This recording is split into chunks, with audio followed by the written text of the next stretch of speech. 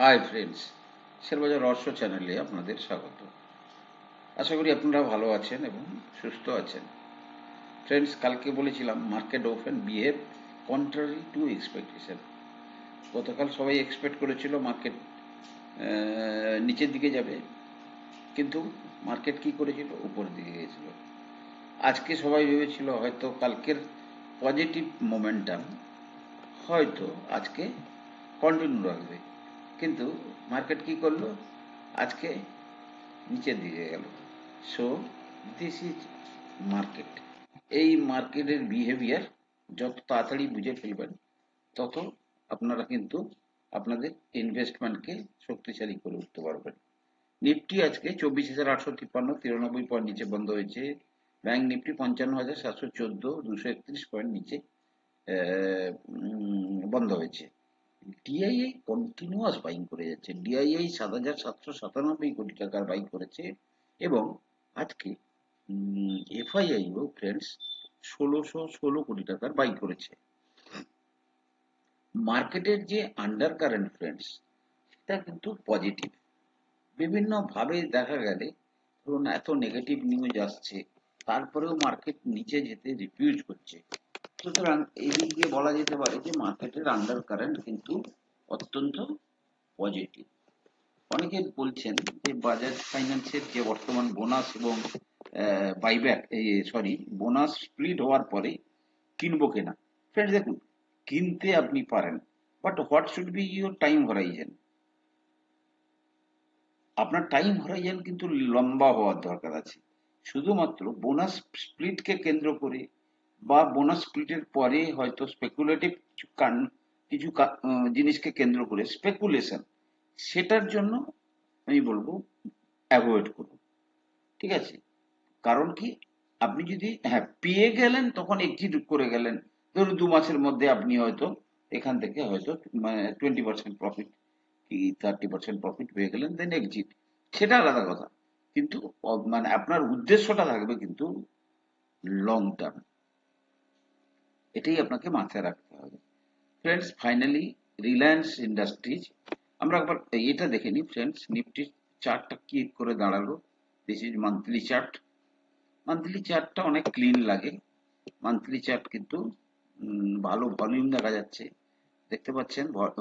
With volume কিন্তু market উপরে যাচ্ছে, which is a good sign. Weekly candle যদি দেখা যায়, উইকলি ক্যান্ডেলে কনসোলিডেশন কত সপ্তাহ, আজকে যদি দেখা যায় 1 2 3 4 5 6 সপ্তাহ মার্কেট কিন্তু কোনো মুভমেন্ট দিচ্ছে না, প্রায় 2 মাস। ঠিক আছে? প্রায় 30-32টা ট্রেডিং ডে। সুতরাং এরপরে আপনি আশা রাখতে পারেন যে, আমি তো আর আশা রাখছি, আর এই এত বড় কিছু ঘটনাগুলো ঘটে যাওয়ার পরে মার্কেট নিচে আসেনি মানে আগামী দিনে মার্কেট কিন্তু একটু সিচুয়েশন নর্মাল হলেই কিন্তু মার্কেট আগামী দিনে উপরে যাওয়ার কথাই ভাববে, নিচে আসার সম্ভাবনা খুবই কিন্তু কম। তো আর ব্যাংক নিফটির ক্ষেত্রেও একই ব্যাপার। ব্যাংক নিফটি ব্যাংক নিফটি কালকে মানে এটা উইকলি চার্ট। যদি আমরা মান্থলি চার্টটা দেখি, মান্থলি চার্টে একদম হাইয়েস্ট লেভেলে মানে ক্লোজিং ভিত্তিতে, ধরুন এটা হচ্ছে এপ্রিলের ক্লোজিং যে লেভেলটা ছিল, সেই ক্লোজিং, এপ্রিল মে এর ক্লোজিং, জুনের ক্লোজিংটা সেই লেভেলে। এবারে এই স্পাইক যেটা গেছিল সেটা থেকে তো চলে এসছে 57,000-এর কাছ থেকে নিচে নেমে বর্তমানে 55,700, অর্থাৎ প্রায় 2-3% নিচে কিন্তু সাস্টেন করছে। ঠিক আছে? আর ব্যাংক নিফটিতে মুভমেন্ট আসার কথা, কারণ কি যেভাবে রেট কাট ফেট কাট হয়েছে সেদিকের কথা মাথায় রেখে ব্যাংক নিফটিতে মুভমেন্ট আরো আসতে পারে। ফ্রেন্ডস, ফাইনালি রিলায়েন্স ইন্ডাস্ট্রিজ কিন্তু এশিয়ান পেন্ট থেকে আজকে ফুল তাদের যা হোল্ডিং ছিল 500 কোটি টাকার হোল্ডিং বিক্রি করে দিয়েছে, এবং প্রায় 9,080 কোটি টাকা মতো তারা প্রফিট পেয়েছে। অর্থাৎ 17 বছর আগে 500 কোটি টাকা ইনভেস্টমেন্ট 17 বছর পরে প্রায় 22 গুণ রিটার্ন পেল। এটা আর কোথাও হয় না, এটা কিন্তু শেয়ার বাজার হয়। এবং দেখুন, সবচেয়ে বড় জিনিস হচ্ছে কে কিনছে। আজকে যে এশিয়ান পেন্টের শেয়ার বিক্রি করা হয়েছে, আইসিআইসিআই প্রুডেন্সিয়াল লাইফ তারা কিন্তু এই শেয়ারটা কিনেছে, মিউচুয়াল ফান্ড, তারা কিন্তু এই টাকার আজকের এটা তারা কিন্তু কিনেছে। সুতরাং মানে শেয়ার বাজারে শেয়ার কিনে, ভালো শেয়ার কিনে ফেলে রাখলে লং টার্মে ওয়েলথ অবশ্যই ক্রিয়েট হবে। সিমেন্স লেড কনসোর্টিয়াম একটা বড় অর্ডার পেয়েছে আমাদের কি বলে bullet train project. Siemens led Siemens Limited to announce that a consortium in the sense দু তিনটে কোম্পানি মিলে একটা প্রজেক্টকে বিড করছে।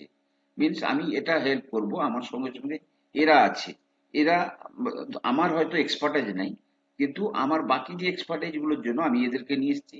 সো তারা কিন্তু অ্যাজ এ কনসোর্টিয়াম কিন্তু বিড করার চেষ্টা করে।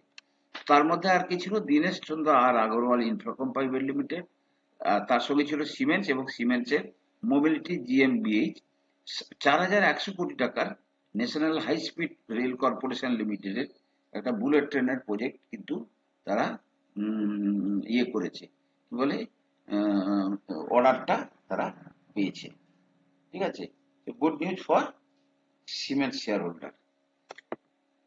আচ্ছা, বেল কিন্তু ফ্রেন্ডস দেখুন, আমরা কিন্তু বেল কিন্তু আপনাদেরকে কিন্তু অ্যালার্ট করেছিলাম যে বেল শেয়ারটাকে দেখুন দেখুন দেখুন। বহুদিন আগে আমি যদি আমার যদি ভিডিওর দেখি, আমি কিন্তু বহুদিন ধরে বলেছিলাম বহুদিন ধরে যে বেলটাকে দেখুন। আজকে দেখুন বেল 52 উইক হাই কোথায় চলে যাচ্ছে, কোথায় চলে যাচ্ছে দেখুন বেল 402 এর কাছাকাছি। মেন জায়গাটা হচ্ছে বিজনেসটা বুঝতে না পারলে আপনি কি করে শেয়ার কিনবেন। বেল কি করে না বুঝতে পারলে, যদিও ডিফেন্স স্টক, কিন্তু ইলেকট্রনিক্স প্ল্যাটফর্মে এর হিউজ মানে কি এখন তো সবকিছুই ইলেকট্রনিক্স রিলেটেড, তো ডিফেন্স রিলেটেড এদের কাছে প্রচুর অর্ডারও আছে এবং 52 উইক হাইতে যাচ্ছে। কিন্তু যাদের কাছে আছে তারা হোল্ড করুন, কিন্তু নতুন করে কেউ বাই করার কথা ভাববেন না। দেখুন এই সমস্ত জায়গা থেকে কিন্তু যে আপমুভটা হবে সেটা অত্যন্ত ফাস্ট হবে, আবার সেটা কারেকশনও খুব ফাস্ট হবে। সুতরাং তাতে যেন কেউ না ট্র্যাপ হয়ে যায়। ফ্রেন্ডস, বিশাল মেগামার্ট তার মানে প্রচুর শেয়ার কিন্তু বিক্রি করছে। এবং একটা জিনিস লক্ষ্য করবেন, এই যেহেতু মার্কেটের পরিস্থিতিটা ভালো হয়ে গেছে, তাই কিন্তু প্রচুর প্রমোটার কিন্তু তাদের যে প্রয়োজনীয় অর্থ, মানে ধরুন বিজনেসকে এক্সপানশন করবে, সেই সমস্ত কারণের জন্য তারা কিন্তু প্রচুর তাদের যে হোল্ডিং কিছু কিছু অপলোড করছে। যেমন বিশাল মেগামার্ট 10% শেয়ার বিক্রি করে দিয়েছে। ঠিক আছে, কাকে বিক্রি করেছে? বিক্রি করেছে এন্টিটি অবলোক 10% through block deal. The deal estimated 5057 crore.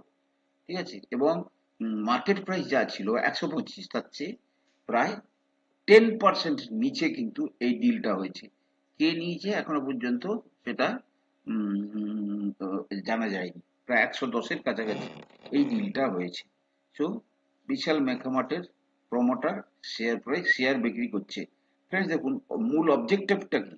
সে বিক্রি করে শেয়ারটা থেকে পালিয়ে যাচ্ছে, না সে শেয়ারটা থেকে বিক্রি করছে, শেয়ারটাকে তার হোল্ডিংটা বিক্রি করছে তার বিজনেসটাকে বাড়ানোর জন্য।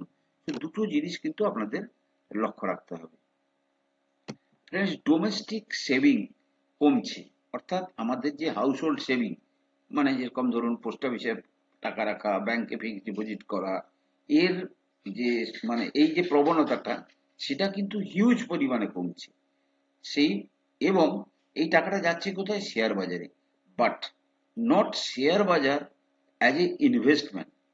The main argument against future and option যে household savings are being diverted from productive capital formation. ধরুন আপনি ব্যাংকে ফিক্সড ডিপোজিটে টাকা রেখেছেন, কি ধরুন আপনি অন্য কোনো রকমের ইনস্ট্রুমেন্ট কিনেছেন, কিন্তু দেখা যাচ্ছে কি সেগুলোতে না গিয়ে অপশন মার্কেটে যাচ্ছে টাকা। সুতরাং ফ্রেন্ডস, এটাকে অ্যাভয়েড করুন। কিছু না হলেও আপনি এসআইপি করুন, কিছু না হলেও আপনি সোনা কিনুন, আর যদি কিছুই অন্য কিছু না হলে পোস্ট অফিসে টাকা রাখুন।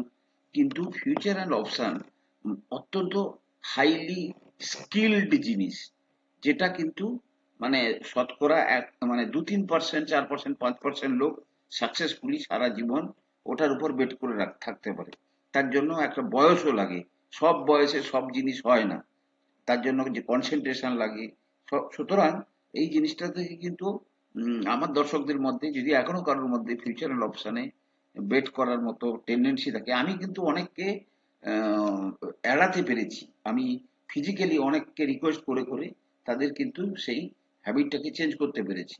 তারা এখন একদম পুরো টোটালটাই কিন্তু তারা অ্যাজ এ ইনভেস্টর হিসেবে কাজকর্ম করছে। ফ্রেন্ডস দেখুন, গভর্নমেন্ট যখন ব্যাংকগুলো পিএসইউ শেয়ারগুলো যখন বিপদে পড়েছিল, গভর্নমেন্ট কিন্তু প্রচুর তাদেরকে হেল্প করেছিল, প্রচুর হেল্প করেছিল। এই ধরুন পিএনবি বলুন, স্টেট ব্যাংক বলুন। কারণ কি, ব্যাংকের যখন লস হয় তখন তার ক্যাপিটাল কমে যায়। ক্যাপিটাল থেকে থেকে তাকে তো লস মানে কি, তাকে তো সেই প্রফিট থেকে অ্যাডজাস্টমেন্ট করতে হচ্ছে।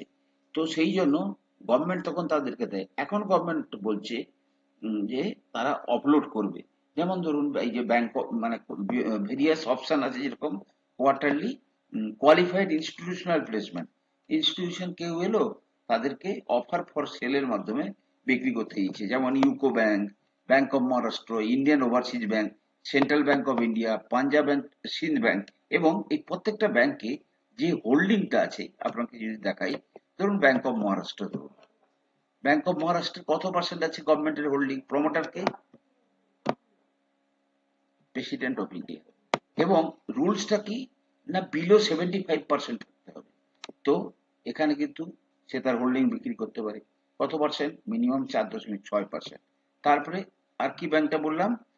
এরকম প্রত্যেকটা ব্যাংকেই আপনারা যদি গিয়ে দেখেন, ধরুন central bank of India, central central bank of India, এখানে যদি আপনি দেখেন 34,000 কোটি টাকার কোম্পানি, ইনভেস্টরে যান, দেখুন 89% প্রমোটার কি? President of India. সো এখানে কিন্তু সে তার যে লেভেলটা, সেটা কিন্তু আপ টু 75% তো আরামসে বিক্রি করতে পারে। এবং যদি কোনো সুটেবল কাস্টমার পাওয়া যায়, তাহলে কিন্তু তারা আরামসে তাদের মানে ইয়েটাকে, হোল্ডিংটাকে কমাতে পারে। আর আপনি যদি দেখেন সেন্ট্রাল ব্যাংকের বর্তমান প্রাইস কোথায় চলছে, গভর্নমেন্টও কিন্তু খুব চালাক। গভর্নমেন্টও কিন্তু ওই যখন দেখে যে বাজার ভালো, তখনই কিন্তু অনেক সময় করার চেষ্টা করে না। এখন 37 টাকার কাছাকাছি। কিন্তু গভর্নমেন্ট যে তাদেরকে সাপোর্ট দিয়েছে, ইকুইটি ইনফিউশন করেছে, হয়তো 10 টাকার কাছাকাছি তারা এই সাপোর্টটা দিয়েছে। সুতরাং তারা এখন বেরোতে চাইছে। গভর্নমেন্ট এই সমস্ত ব্যাংক থেকে কিছুটা তাদের টাকা তুলে নিতে চাইছে। ফ্রেন্ডস, টিসিএস ডেনমার্কের একটা কোম্পানির সঙ্গে পার্টনারশিপ করেছে। তার নামটা হচ্ছে Salling group, SALLING, Salling group. কি করবে? Long term partnership with Denmark Selling Group to drive largest Danish retailers artificial intelligence enabled cloud adoption journey and digital transformation। এবং এই যে এক্সপানশনটা অনেকটা এরিয়া জুড়ে হবে। যেটাকে বলা হয় নর্ডিক রিজিয়ন। নর্ডিক রিজিয়নটা কি না, প্রায় 2100 স্টোর আছে, ব্র্যান্ডস অ্যান্ড মানে স্টোর অ্যান্ড ব্র্যান্ডস, 68,000 এমপ্লয়ি আছে। কোথায় কোথায়? Denmark, Poland, Germany, Estonia, Lithuania and Latvia, including bear and ration toy store chain, franchise, quick service restaurant, Carl junior and Starbucks and grocery ফাটেক্স, বহু রকমের কিছুকে মিলে কিন্তু তাদের এই ডিল। সুতরাং এখান থেকে তাদের রেভিনিউ ইমপ্রুভমেন্ট খুব ভালো হবে। কালকেই আমরা টিসিএস শেয়ারটা নিয়ে চর্চা করেছিলাম। জানি না আজকে টিসিএস শেয়ারের অ্যাক্টিভিটি কি অবস্থায় আছে। টিসিএস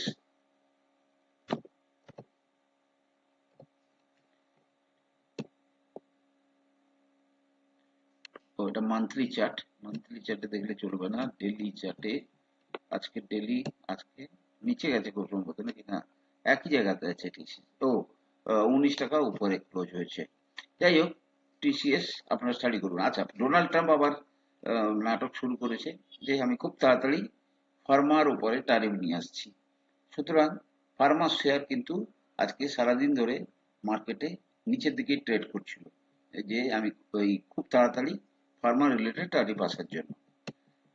আর পলিক্যাব একটা বড় অর্ডার পেয়েছে, পলিক্যাব ইন্ডিয়া আজকে কোত্থেকে অর্ডার পেয়েছে? বিএসএনএল এর কাছ থেকে। কত টাকার অর্ডার? 6,447 কোটি টাকার অর্ডার। কাকে কোথায় জানিয়েছে? ইন অ্যান এক্সচেঞ্জ ফাইলিং, অর্থাৎ এনএসসি বিএসসি কে জানিয়েছে যে আমরা 6,447 কোটি টাকার অর্ডার পেয়েছি। আহ, এবং সেই অর্ডার অনুযায়ী order pertains to design, supply, construction, installation, upgradation, operation and maintenance of the middle mile network of BharatNet in Karnataka, Goa, Pondicherry, Telecom Circle. So Polycab share holder তাদের জন্য এটা ভালো খবর। আর ফ্রেন্ডস, যেভাবে আমরা নিফটি বীজের কথা বলেছি, আইটি বীজকেও আপনারা লক্ষ্য রাখবেন। অনেকে বলেছিলেন যে নিপন ইন্ডিয়া নিফটি বীজ, ইয়েস সেটাই। আপনারা সেইগুলোকে কিন্তু যখন মনে হবে পয়সা আছে, সেফ জায়গাতে কোথাও রাখতে চান, তখন কিন্তু এই সমস্ত জায়গায় কিন্তু সেফ হেভেন, যেখানে কিন্তু আপনি ইনভেস্ট করে রাখতে পারেন। একইভাবে আপনি আইটিবিসিও কিন্তু ইনভেস্ট করে রাখতে পারেন। এগুলো কি হবে? আপনার পোর্টফোলিওকে একটা সেফটি দেবে। এমন কোনো পোর্টফোলিও করা উচিত নয় যেখানে আপনি হিউজ পরিমাণে লস খাচ্ছেন, হিউজ পরিমাণে প্রফিট আসছে। একটা তার মধ্যে একটা স্টেবিলিটি আসাটা খুব জরুরি।